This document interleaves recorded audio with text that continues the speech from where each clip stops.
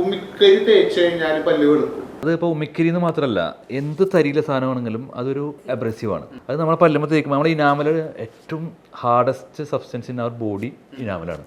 അത് നമ്മൾ തേച്ച് കളയണമെങ്കിൽ ഒരു ദിവസം കൊണ്ട് 2 ദിവസം കൊണ്ട് തേച്ച് കളയാൻ പറ്റില്ല.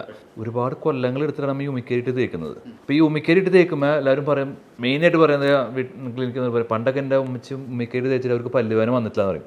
അത് ശരിയാണ്. കാരണം ഉമിക്കരി മാത്രമല്ല നമ്മൾ ഉപയോഗിക്കുക, ഉപ്പിടുമ്പോൾ അതിൽ എന്താ പ്രശ്നം എന്ന് വെച്ചാൽ നമ്മളെ ഞരമ്പിൽ അബ്രസീവായിട്ട് ഓപ്പൺ ആവും ഞരമ്പ്, അത് ഓട്ടോമാറ്റിക്കലി ഡെഡ് ആവും. അപ്പോൾ നമുക്ക് പുളിപ്പുണ്ടാവില്ല, പെയിൻ ഉണ്ടാവില്ല. അത് തന്നെയാണ് ഈ സെയിം സാധനം ചുണ്ണാമ്പും വെത്തില് മുറുക്കുന്നവർക്ക്.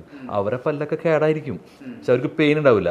ഈ സാധനം നമ്മുടെ പല്ലിനെ ഡെഡ് ആക്കും. എല്ലാവരും പറയുന്നത് പല്ലുവേദന വന്നപ്പോൾ ഞങ്ങൾ ക്ലോവ് ഓയിൽ കടിച്ച് പിടിച്ച ഡോക്ടർ എന്ന് പറയും.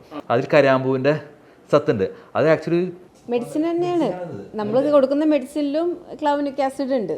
അതൊരു അനസ്തെറ്റിക് എഫക്റ്റ് കിട്ടും. അപ്പോൾ ഇതൊക്കെ ബന്ധപ്പെട്ടാണ്. അപ്പോൾ ഉമിക്കരി തേച്ചുകൊണ്ട് പല്ല് സ്ട്രോങ് ആവുന്നതല്ല. ആക്ച്വലി ഉമിക്കരി ഉപ്പിയും കൊണ്ട് ബ്ലെൻഡായി കഴിയുമ്പോൾ ആ ഇത് കാരണം നമ്മളെ പല്ലിൻ്റെ സെൻസിറ്റിവിറ്റി പോവും. സെൻസിറ്റിവിറ്റി പോയി കഴിഞ്ഞാൽ ഇപ്പോൾ ആൾക്കാരുടെ സെൻസിറ്റിവിറ്റി എന്ന് പറഞ്ഞില്ലേ, ആ സാധനം ഇല്ലെങ്കിൽ ആളുടെ പല്ലിന് എന്താ കുഴപ്പം? എല്ലാ ടൂത്ത് പേസ്റ്റിൻ്റെയും ബേസിക് കണ്ടന്റ് സെയിം ആയിരിക്കും. അതൊന്നും ബാക്കിൽ നിന്ന് വായിച്ചു നോക്കിയാൽ നിങ്ങൾക്ക് കിട്ടും. അതിൽ കൊടുക്കുന്ന ഫ്ലേവറിങ്സ് മാത്രമേ വ്യത്യാസം ഉണ്ടാവുള്ളൂ. പിന്നെ മെഡിക്കമെന്റ് പേസ്റ്റ് ഉണ്ട്, അതിനാണ് ഈ ഉപ്പ് കൂടുതൽ. ഇപ്പോൾ സെൻസോഡൈൻ അതിലെന്തല്ലത്, അതിലവർ ഉപ്പിൻ്റെ കണ്ടന്റ് കൂട്ടുകയാണ്. അതാണ് ഈ പുളിപ്പ് റിലീഫ് എന്ന് പറയുന്നത്.